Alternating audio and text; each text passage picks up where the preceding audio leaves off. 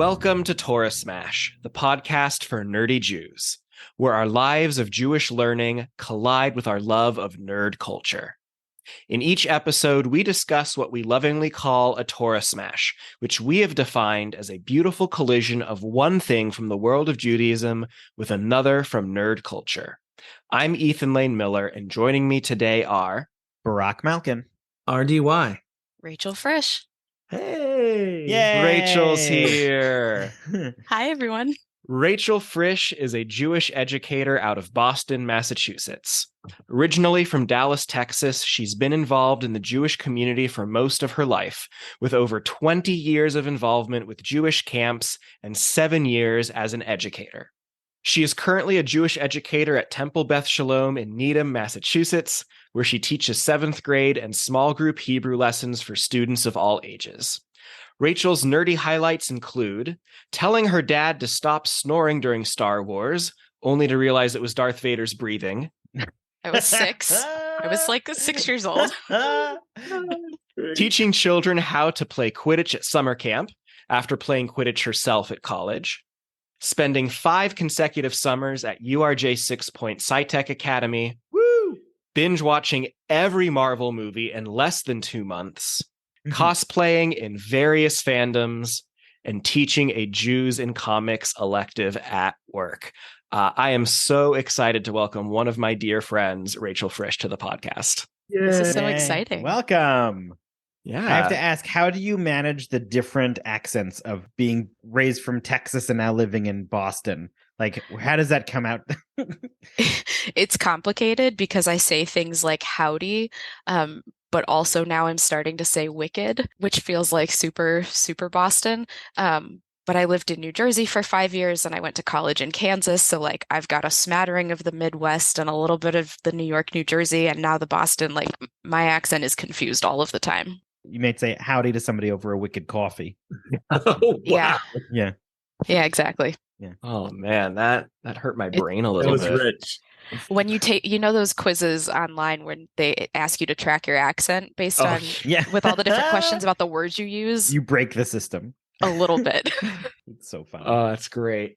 Well, Wait, can I ask, what is the title of your Jews and Comics elective? Is it just called Jews and Comics, or do you have like a... I had a cool title and now I don't remember what it is, but I did run multiple lessons that were called Powerizing Judaism.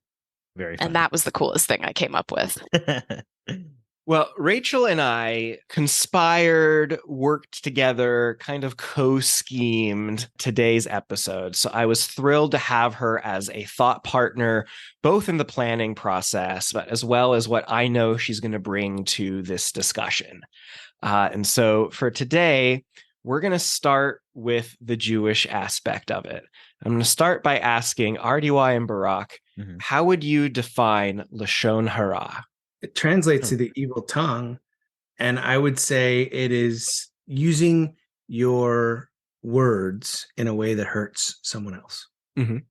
Yeah, I'll agree with that. And I'm going to add on just the word gossip. And I'll just say that in the general, because I have a good friend, colleague, Julie Marsh, who says that if it's not your story, it's not your story to tell. And so even talking about somebody else behind their back, I view as Lashon Hara. Even if it's somewhat positive or could be positive, you don't know if that person is looking to have that information shared. So while it could be perceived as being a good thing, you don't know if that's the case. And so I think just gossiping and talking about others in any manner that is not allowed or greenlit in some way, I'll add that to the definition of hurtful language. Yeah. Gossip is a huge part of Lashon Hara, but I will also say that the difference between gossip and venting is whether you use the person's name. Great. Are we going to talk about Gossip Girl? I have not watched it. Oh, well, there goes. You got the smash. No. XOXO Torah. Oh my God, I was so panicked. So in preparation for this episode, there was a great article on My Jewish Learning titled Gossip, Rumors, and Lashon Hara. And in parentheses, it says evil speech, which is quite a statement. And so we're talking about, Barak, you mentioned gossip, somewhat scandalous. RDY, you went with the kind of literal evil tongue. And MyJewishLearning.com opens the article by saying Lashon Hara is scandal mongering. It is considered to be prohibited by the Torah on the basis of a verse from Leviticus.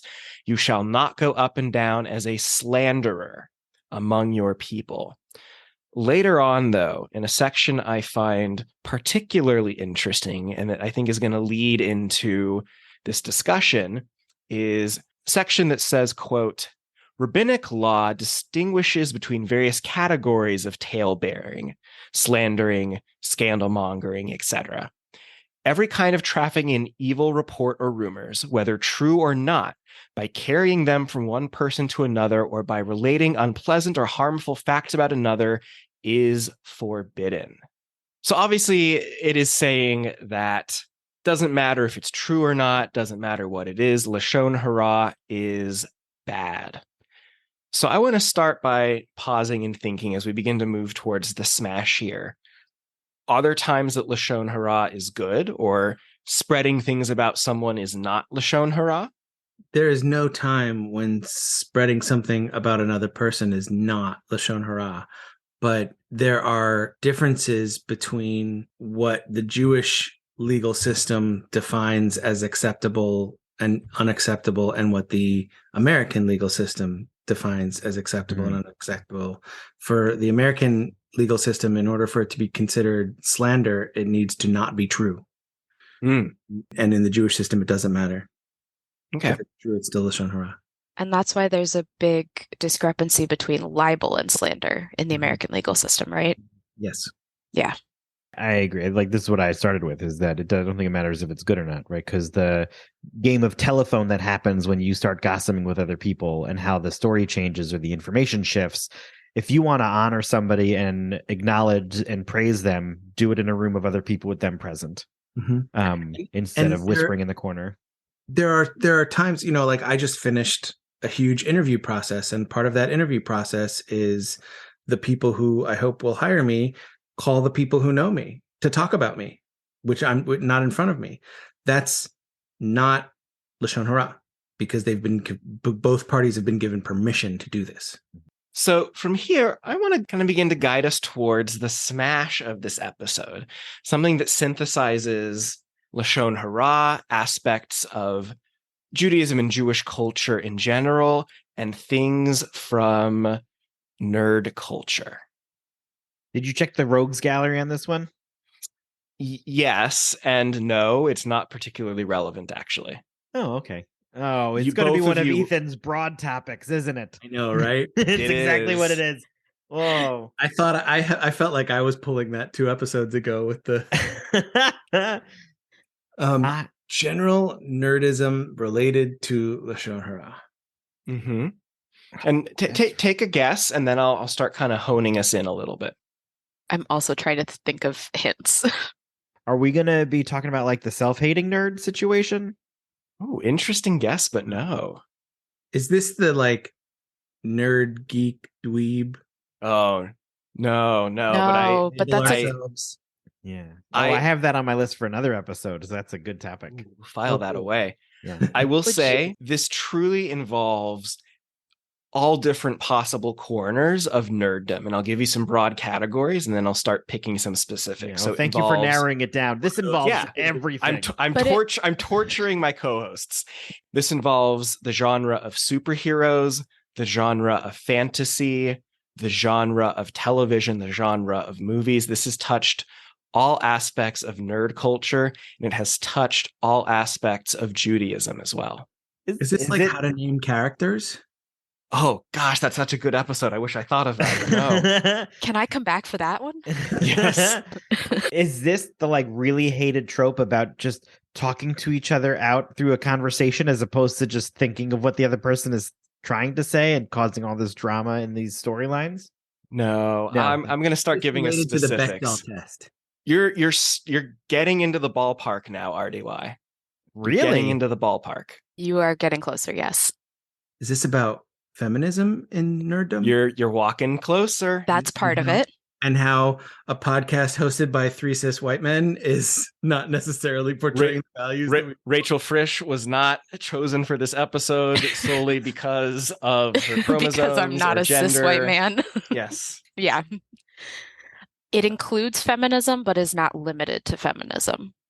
Acceptance of others in general. Keep going. Letting your freak flag fly as a nerd and embracing the part of you that is not deemed socially acceptable or cool. Okay, we're walking a little farther away, so I'm going to start giving us a few more specifics. I'm going to give you 4 things from nerd culture: Marvel, Harry Potter, Firefly, The Mandalorian. Orphans. No.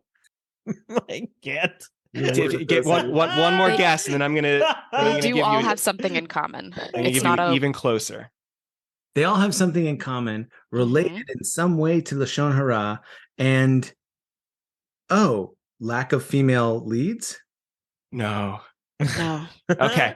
I'm gonna give feminism. Bechtel testing is throwing me of what's the nerd piece. Yeah, feminism is just one avenue that we could take. Because Ethan's right, this is very broad, and feminism is like one of the 4 paths you can go down, but it is not the only path. Okay. Is it misrepresentation in nerd culture? No. Here, I'll RDY. You look like you're. How about RDY? You give what was on your mind, and then I'll get you even closer. Or he's gonna cough, which was very anticlimactic. I couldn't tell if he was like chomping at the bit to speak or if something else was happening. It was both. And I'm also trying to remember a vocab word. Is it appropriation? No, but No. It could be. Okay. I'm gonna get us even closer. Yeah. Jonathan Majors, J.K. Rowling, Joss Whedon, Gina Carano. So you're talking about the Lashon Hara of cancel culture.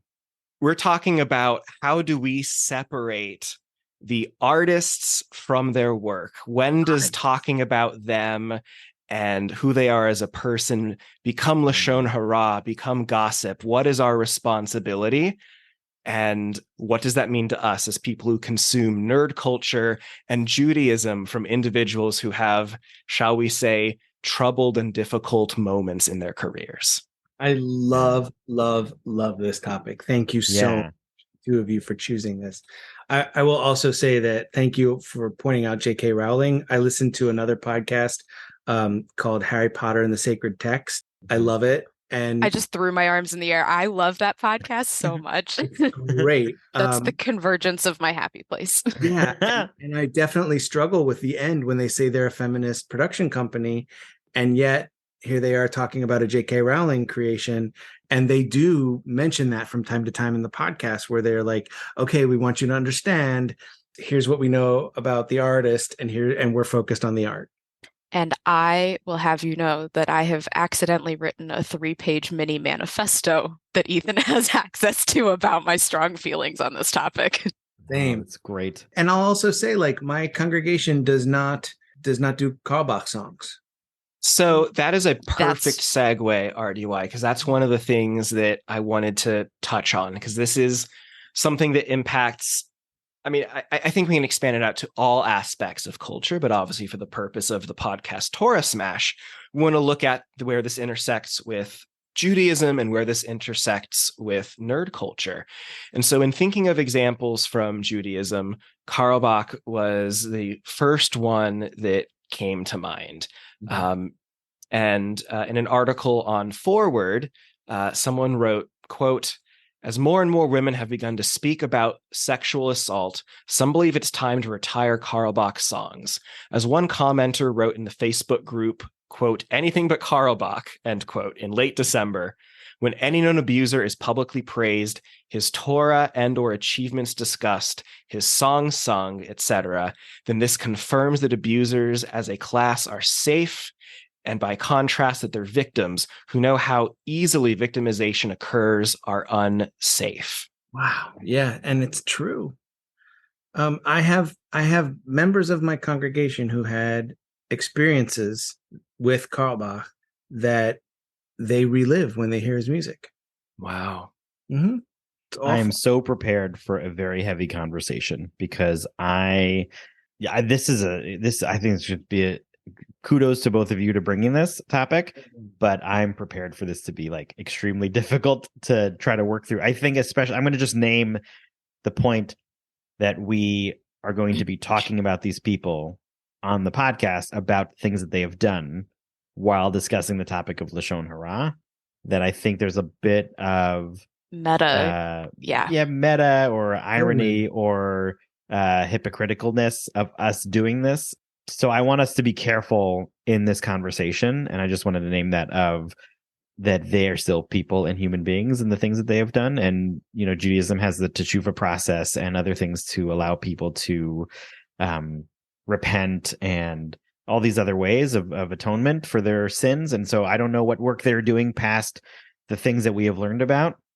And I just want us to be careful of how we discuss these human beings.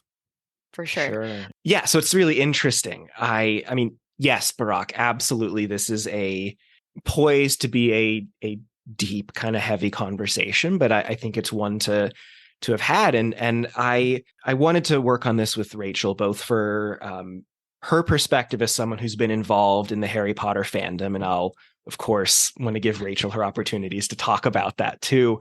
But finding the right Jewish connection and the idea of Lashon Hara always being bad, but what do you do when it's true, or it's in your face, or it's on Twitter and there are receipts? I mean, exploring this continuum of what is Lashon Hara, what is hateful speech, what is gossip, and what is true, what's under this umbrella. I think there's a lot of different threads and things that can be unpacked from this. I think this is in the ballpark of what is and is not Lashon Hara, as opposed to when is Lashon Hara okay.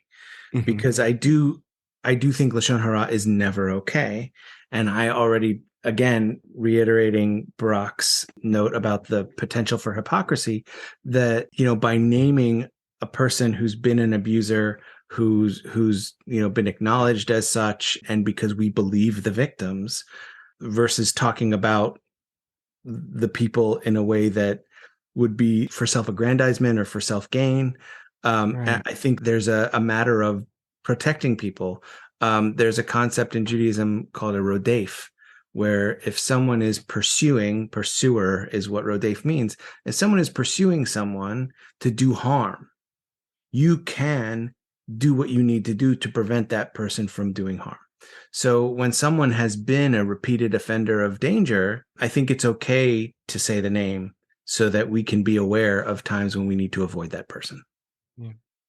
So the example you gave, RDY, of your congregation not using Karl Bach's tunes for music or prayer anymore was so interesting, because it directly mirrored the example I was going to give, where the overnight camp I used to work at, we phased out his music. And by phased out, I mean, it was kind of like ripping the Band-Aid off. Just, all right, this summer, we're not using his tunes anymore. That included some traditional sort of camp things that we did.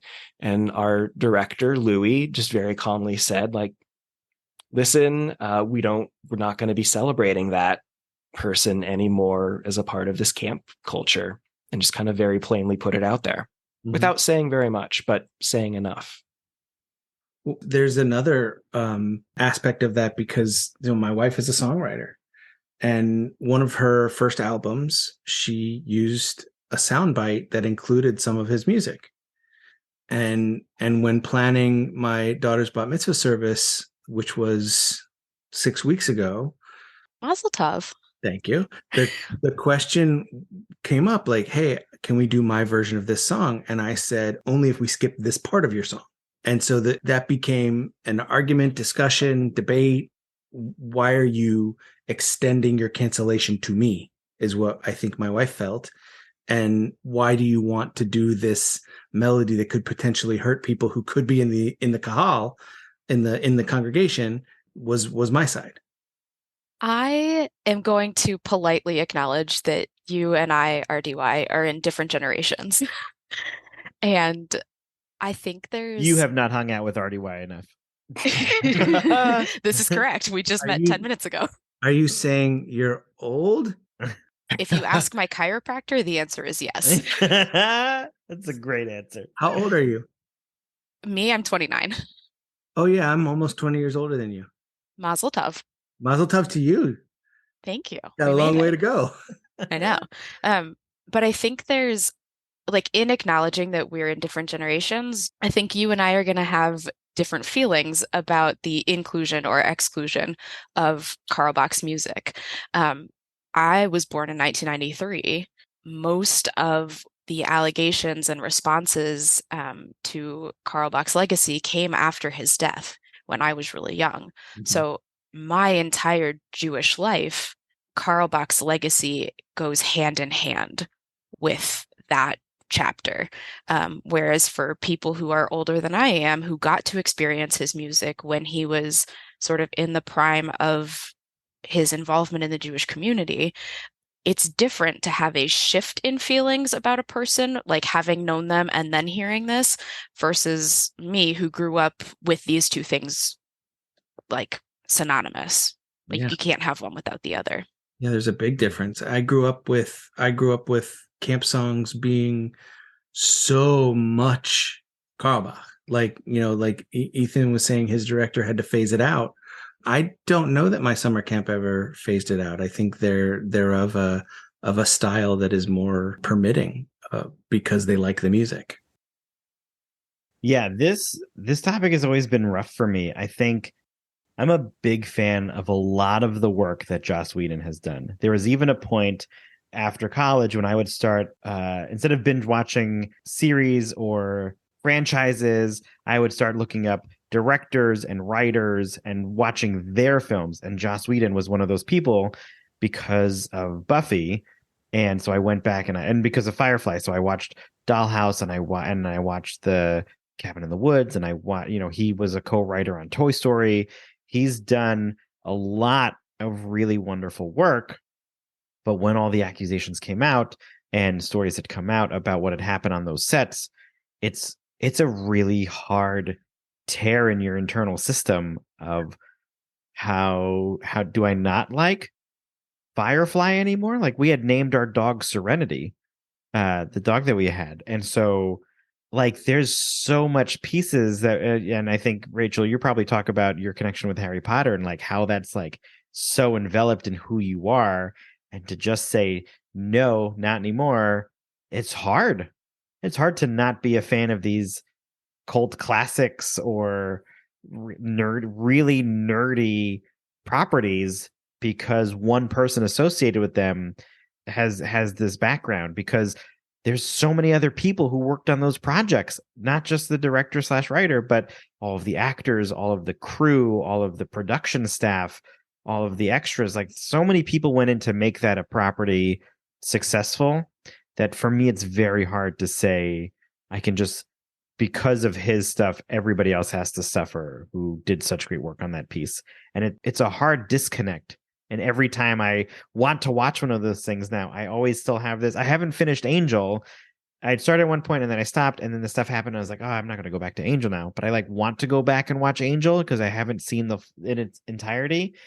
And yet there's this internal struggle of why prioritize his work when there's so many other things I could prioritize. And it's just a very big internal struggle. Yeah, Barack, that's what I was saying about the shift in feeling that you have when you're really invested in something, and then this catalyst event happens, and you have to reconsider all that you've known or thought about this thing. I think about this with Carl Bach music a lot because some of these are existing prayers that he wrote melodies to.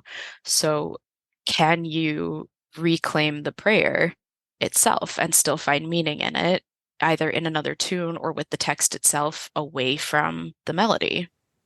I would say, of course, especially being married to someone who writes new melodies to prayers and pieces of text that we've known for a long time. And I think there's also a difference between, like you were saying with Joss Whedon versus like a Gibson or a Cosby or a Carl Bach, who are front and center when you're participating in their media. Sure, you're right. And I also think that I really like what you said, Barack, about the the number of people involved in creating a movie or TV show, like that can change the feeling of it, unless the offender is front and center all the time, has the show named after him, et cetera, et cetera. Right. But like, I teach a course called Real Judaism, REEL, a spoof on a course I took with Dr. Wendy Zierler and Dr. Eugene Borowitz of blessed memory in rabbinical school, called Real Theology, spelled the same way. And one of the movies that I absolutely loved discussing was M. Night Shyamalan's Signs. Mm-hmm. And I've stopped using it because of the actor who's front and center in that movie. It's just too difficult to watch someone who I know is a professed anti-Semite and trying to teach Judaism from his work. That's I've been rough. teaching Yeah. 7th grade all year. Kanye West comes up all the time. Mhm. Great example. Yeah. My son, who's 16 years old and until very recently was a huge Kanye fan, took all of his Kanye posters down and got rid of any Kanye from off of his music library, and completely on his own, not because his mother and I told him to, though we did explain to him what Kanye did that was so bad. And, you know, it makes me so proud of him and so hurt for him. Yeah. Mhm. Wow. Yeah. And for your son, that'll be like one of the first times in his life that he'll have to make those kinds of choices, and it won't be the last. It won't be the last is exactly what I was thinking. Mm-hmm. Gosh, yeah. You know, sometimes these conversations remind me of the topic of the Jewish Messiah that we are all waiting on, of when the world is, you know, perfect and whole, and like that's when the Messiah will come. And it's moments like these of the situations and conversations we have to have, that until the abusers can apologize or do right in some way by the victims, that we're never going to get to that point. That there has to be, the world isn't just what you're experiencing, right? The Martin Luther King quote, "Injustice anywhere is a threat to justice everywhere." That even though your world might be roses and flowers and butterflies and rainbows, doesn't matter. Right, Judaism says the Messiah will come when the world is at whole and at peace, and I don't think that can happen while there is any form of injustice in the world. Just because you don't feel it doesn't mean it's not there. And that's the tough piece with this, is that I've been in roles and jobs and situations and positions where somebody does something to someone else. And I work for the URJ, and in the youth department, they have a process that I absolutely love that they practice called a Teshuva Process, which Judaism has, but the URJ youth department practices it wholeheartedly. That when a teen does something wrong against the roles and policies and regulations of that program or event, that teen has to do right by not just themselves, but by the community.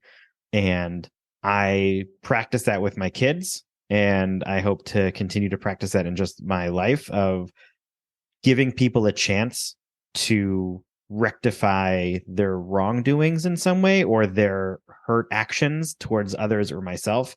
That giving people those repeated chances, not just one time, but giving them repeated chances, no matter how hurtful or painful that may be. Yeah, as a former youth advisor in the URJ sphere, I had a teen experience their Teshuva process very intimately when he peed in a kid's shoes and threw them out in the snow. Oh, yeah. Oh my How kind. goodness. Yeah. Oh, Yeah, man. but I think that's a prime example. I think it's a wonderful example. I hope that those two kids are good friends. So Right? I what? have no idea. Or will be. Yeah.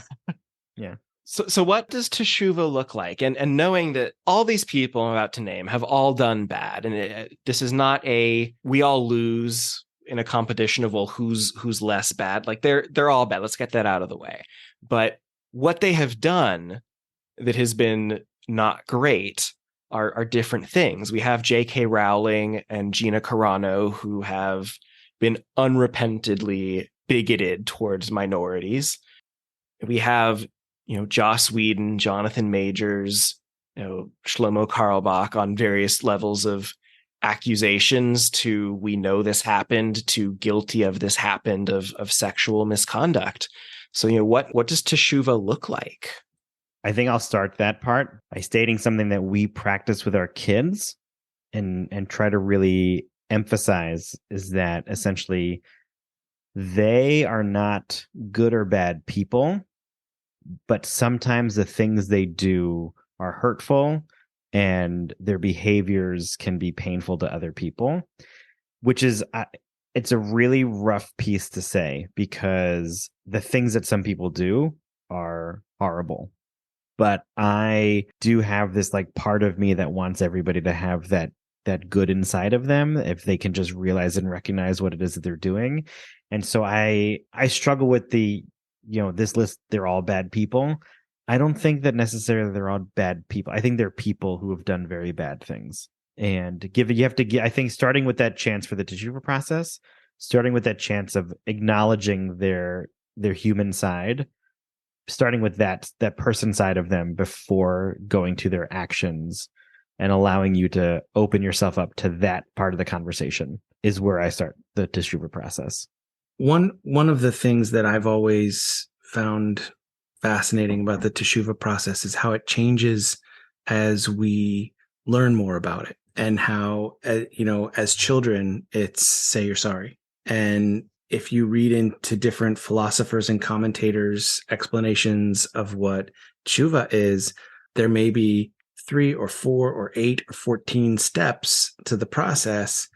And the way I like to describe it is that there needs to be an acknowledgement that wrong has been done. Step 1.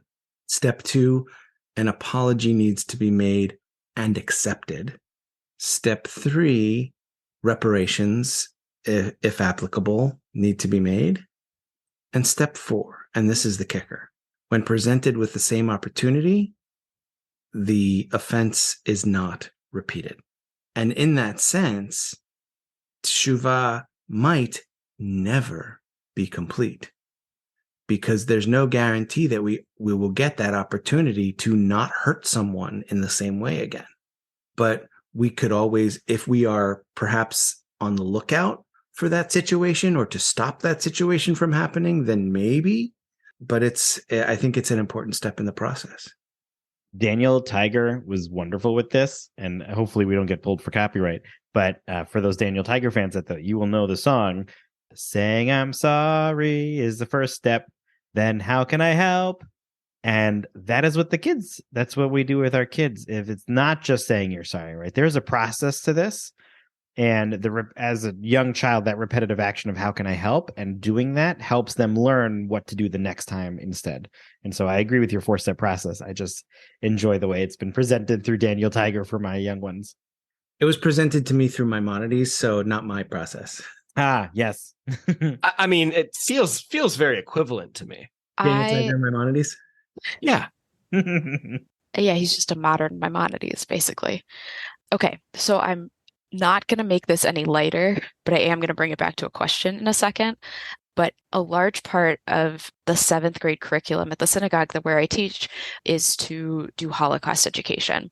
And we focused a lot on teshuva and that process when we were talking about the Nuremberg trials. The Nuremberg trials, the specific trials for doctors and other sort of smaller groups that happened afterwards, and then the Eichmann trial at the end of that sort of series of trials. We talked a lot about the Teshuva process and what it looks like for entire nations to apologize and to try and make amends. And the question we came back to with my kids, which is what I want to ask you, are there things where Teshuva doesn't apply? Is there anything that you can't come back from? I'm going to want to lead RDY into this. I think that the Torah has some things to say about this already, right? Moses wasn't allowed into the Holy Land for his anger, right? We talked about him knowing the action, striking it twice. You had noted at one point was the piece that he'd done it and he knew shouldn't do it and he did it again. His anger, outward anger was one piece. But I also want to recognize the story of Jonah and the whale. And when he goes to the land, that all of those people we were told have done super bad things in so many ways, and he says stop, and they stop, and then he forgives them, right? So I think there's this balance in there. So I don't know if there's any definitive, if there's both of these sides of this answer within the Torah. So I'll pass it over to RDY for clarification. I think that was great, Barak, and I really appreciated how you didn't just go, I think the Torah has a lot to say about this, right, RDY? And then was just silence. So I'm glad you weren't just like, yeah, right, RDY, and just like, shoving them into the spotlight. Mm-hmm. It's okay. I can handle Torah. The other section, in addition to Nineveh, the other section where people are going to be destroyed is Sodom and Gomorrah. But they do get destroyed. They don't do repentance. But God does help Abraham search for 10 righteous people, and he finds one. So that one gets saved and everybody else not so much. And they also, like, in an example of how not to do tshuva, the people in the town that's about to be destroyed go and try to do the thing they're going to be destroyed for. So yeah. And then I'm also gonna add to could get meta or not, but J.K. Rowling, one of the people we're discussing, has written about unforgivable curses. So, there are certain things that are unforgivable. And I think when it comes to curses and using a magic wand and that kind of thing, in the world that she's created, there needs to be intent. And again, intent is so important in Jewish practice. So if you are doing something that you're not supposed to do, and you are intending it anyway, yeah, that's pretty unforgivable. So I have one kind of closing question I want to push us towards. And that is the question of, what is our responsibility? When I say our, I mean those of us in the culture consuming these things, whatever these things are, be it TV, comics, Jewish ritual, Jewish prayer, Jewish practice. What is our responsibility? And I think there are some interesting examples for us to talk through. You have Disney, who wrote off Gina Carano's character, even after the rumor was she was going to get her own spinoff and show, which was a pretty big commitment from Disney. You have the Union for Reform Judaism and United Synagogue of Conservative Judaism, who publicly and unabashedly published reports of sexual misconduct in their camps, in their programs, and began, their own Teshuva process. The Central Conference of American Rabbis as well. Yeah. And I also even want to highlight one of the most recent class I just completed through Spertus for my master's degree. It was titled This American Jewish Life. And 4 paragraphs of the syllabus were devoted to talking about how one of the authors we're reading in the class has been credibly accused of sexual misconduct. And my professor put so much thought and effort into it. And I want to read a quick part of the syllabus. Quote, "In those instances when it is possible to convey a similar message or insight, I have opted not to assign readings by or about these above referenced individuals. On those occasions, however, when their work is or was so pivotal to the areas under review, I have opted to include them in our studies. While I neither equivocate nor make excuses for reprehensible actions, I simply cannot justify excluding valuable academic insights and perspectives that shed important light on the long history of the American Jewish experience during the periods under review." And that's so interesting, because that's part of a larger part of the syllabus. Shout out to this professor who was wonderful and fantastic and put a lot of intentionality into this discussion in the syllabus, as well as devoting a lot of class time to going over this as well. It's an interesting balance of these were some of their actions and these were also some of their actions. And so we're not going to discuss these actions. We're going to recognize they happened, but these other actions were helpful in moving ideas, thoughts, society, whatever, education forward. And so focusing on that is so interesting. Frish? I have my finger on my nose. Is it time for me to get on my Harry Potter soapbox? It is. I have primed you for this. Amazing. I live for this because I feel this very deeply. And I think, Barak, you bring up a really good point of trying to hold both of these things in balance, recognizing the productive ways that this person or this thing has contributed to our society and the way we interact with it, and understanding that they have caused harm to specific groups of people or specific things and parts of our society as well. One of my favorite examples of this in Harry Potter, and the way that we recognize that humans are humans and we each contain multitudes, is that there are entire sections of Harry Potter devoted to talking about magical bloodlines. The idea that there are purebloods, half-bloods, and muggle-born witches and wizards, which either mean you come from a fully magical family where there's only magical people, you have a mix of magic and muggles, non-magic people, or you are what appears to be in the magical world like a fluke in the system where you have two non-magical parents and yet you have magic powers. There's a huge deal in the books throughout the entire series and in the movies about how antiquated it is to think that being a pureblood is the only acceptable form of witch or wizard in the magical world. Purebloods are superior. Purebloods are better than everybody else. They have more rights to the magical community, and other people don't deserve their magic, or they're stealing magic from other people, right? It's a very antiquated and outdated and unfair way of thinking about it and interacting with the wizarding world. To the point where the slang word for someone with mixed blood, a mudblood, is considered a bad word. Exactly. That's the wizarding world's racial slur for this. Already, I'm going to have to bleep that out. Thanks a lot. But there's a concerted effort throughout the series to make it known that this is not the right way of thinking, that the witches and wizards who really truly believe this are wrong, and that your bloodline has nothing to do with how powerful of a witch or wizard you can be, or what your influence on the world will be, or whether you're a good student or a bad student at school and all these things. It doesn't matter. It has no bearing. We can sort of equate that out of the wizarding world to like racism, right? Racism that we know and experience in this world. A lot of people who grew up with Harry Potter, who read it at a young age, or who were reading it to their kids, took that lesson, took those values, and have internalized it. And that is part of where I, for one, learned acceptance and learned tolerance and learned to be inclusive of groups of people from different backgrounds. And yet, even though this is a really strong through line, we have a very explicit anti-Semitic representation in the Harry Potter franchise, and that is of the goblins who run Gringotts Bank. Is this a surprise to any of y'all? Because it broke my 7th graders' brains this year.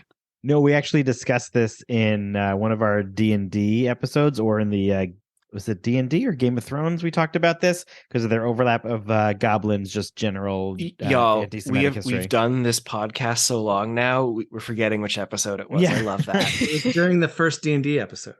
It was that one? Oh, the anti-Semitic. We were talking about looking for it. Is it really there? Are we looking for it? And also the really weak plot line about house elves that like never really came to fruition. And this was discussed very, very recently on Harry Potter and the Sacred Text about whether, is Hermione actually doing the right thing because she's trying to change the world, and do they want their world changed and all of that, just because it's the quote unquote the right thing to do. And there's also a concept among my colleagues that we preach the sermons we need to hear. That if we're someone who struggles with anger, we're going to talk about controlling our anger a lot. And so maybe that's also what J.K. Rowling was doing. Maybe she is teaching the lesson of acceptance because somewhere inside she knows she needs to learn it. That's certainly a possibility. This is one of those moments that like it just helps me recognize that she is a person. I have absolutely said contradictory things in my past.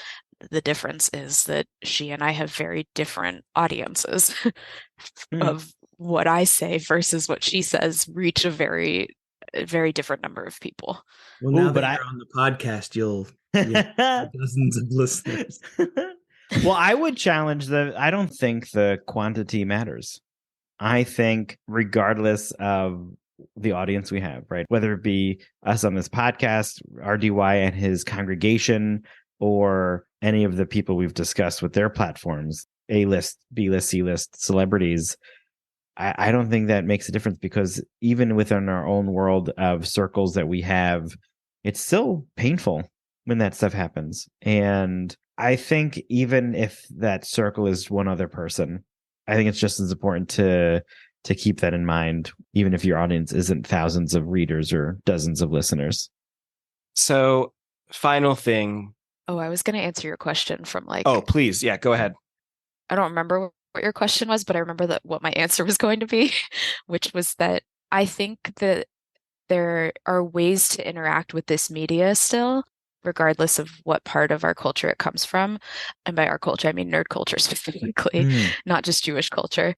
But there are ways to interact with it as an informed human, right? Knowing that there are these different through lines in Harry Potter, knowing that Gina Carano's character gets written off The Mandalorian eventually, right? I think there are ways to still be able to go back and watch The Mandalorian again, or rewatch or reread Harry Potter and decide. Ultimately, it's arbitrary how you choose for yourself to engage, right? You draw the line for yourself of what you're willing to engage or not engage with. So for me, I find ways that I'm still able to enjoy and consume Harry Potter media is through fan spaces like TikTok and Discord and Tumblr and like AO3 reading fan fiction, right? All these places where the fans really have reclaimed a lot of the narratives while using the same values that we learned from this series. Like those are the things, those are the nuggets that we've taken, and now we can sort of mold it to better fit the narrative we need. And I think that for me is something that's really working. But like, I'm not monetarily supporting J.K. Rowling anymore, if that makes sense. Like, I'm not buying Hogwarts Legacy. I don't buy branded merch or media, but I have no problem supporting an Etsy or a small business that makes Harry Potter inspired merchandise. Yeah. It's interesting. I don't know if this is tangential or just squirreled into my head, but there's a blessing in the Daily Amidah, the prayer that is said 3 times a day by Jews who have that practice. It's about wickedness, and the words in Hebrew are kol ha-rish'ah karega toved, which was in the past translated as "may all of the wicked perish at this moment," but today we translate it as "may all wickedness cease at this moment." Yes, the action. Yeah, exactly. And I think the shift of translation acknowledges a growth in understanding of humanity, that, we are, yes, responsible for one another, and yes, hold tight to the value of Teshuva. And my mother, Barak, used to say to me very similar to what you say to your children, because I was a very dramatic child. I know I'm surprising exactly no one. And and I would say, "Oh, you hate me." And my mom would say, "I don't hate you. I love you. I really don't like what you just did." Yeah, absolutely. It's a tough balance. Mm-hmm. So, listeners, I want you to know, while the episode you're listening to has not gone on this long, we've been recording this. We've just hit the hour mark. And so we're going to go ahead and start wrapping up. This is also, I don't know if it was edited out or if you saw me or what, but this is also the first episode we've ever recorded that I was crying as we talked. Yeah. We didn't hear it. Yeah. This, thank you, RDY, Barak, Rachel, for following me down on this discussion that I think is important and tough and challenging and meaningful. And I also know in my heart that we could have gone another hour on this topic. And I am choosing to cut us off now for the sake of Barak's editing, for the sake of our emotions. And I want to thank you, listeners, for joining us for this discussion as well. There are so many things we have said and so many things left unsaid that we are saying in our hearts. And so I hope that you recognize that and join us in knowing that some of nerd culture and Judaism's best questions are the ones that don't have an answer. And I think tonight we really explored that. So now I get to joyfully toss to Rachel to give any shout out she wants to give for this episode. Yay! What a nice transition. Well done. So Rachel, thank you for joining us. Yeah, thank you so much. Thanks for you. having me. It's my Wow. podcast debut. Hopefully not your last, because you should come back here and talk to us again. Yes. Anytime. Rachel, you have been one of the most special friends in my life. So I'm so glad you got to join me here. When I've been kicking around this topic upstairs in my brain for a while, you were always the name of like, if I do this, Rachel's who I want to help join me in this conversation, because I knew you're going to have so much to bring to this. So thank you. Thank you for joining me. And it's your moment.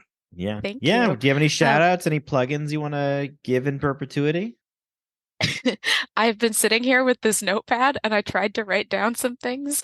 And I think this is either one of those moments where I say no because I'm afraid to leave people out, or I try and you play me off stage.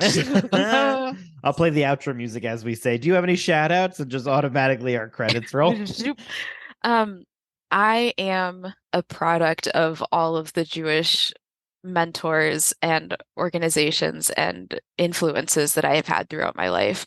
That starts with my parents, that extends to JCC and URJ in all of their camping and youth movements. It extends to Hillel and my experiences with them in college, and the numerous Jewish organizations that I've had the pleasure of working for in my career as an educator. I was the kid who grew up really loving Sunday school and asked to go back and asked to be signed up for Hebrew High and begged my mom to let me go to Nifty events and things. So it is no surprise that I do what I do. I approach my job as giving back to kids who I want to have the same experiences that I had, like growing up with these incredible mentors and influences. I am just trying to put a little bit of that back into the world. So if you're somebody with that capability, I encourage you to do the same. Amen. Amen, Selah. Yeah. Awesome. Well, that'll do it for this episode of Torah Smash. Our fiscal sponsor is Jewish Creativity International. Our theme music was created by Sean Fogel. You can check out Sean's bands and studio work at www.thesleepywest.com. If you enjoyed today's episode, be sure to rate and review us wherever you listen. It helps others find us and is an excellent way to support the podcast. We want to hear from you and continue today's nerdy discussion. Go to torahsmash.com to find where to connect with us online, purchase swag from our store, support us with a donation, find previous episodes, and more. Thank you for listening to this week's episode. We touched on a few difficult topics. We want to make sure to say that if you or someone you know is a victim of abuse or in need of support, we urge you to contact your local clergy or the appropriate local or national hotline. If you are not connected to a clergy person, please call me. I can be reached anytime at 833-722-2701. Everyone should always be able to find support when they need.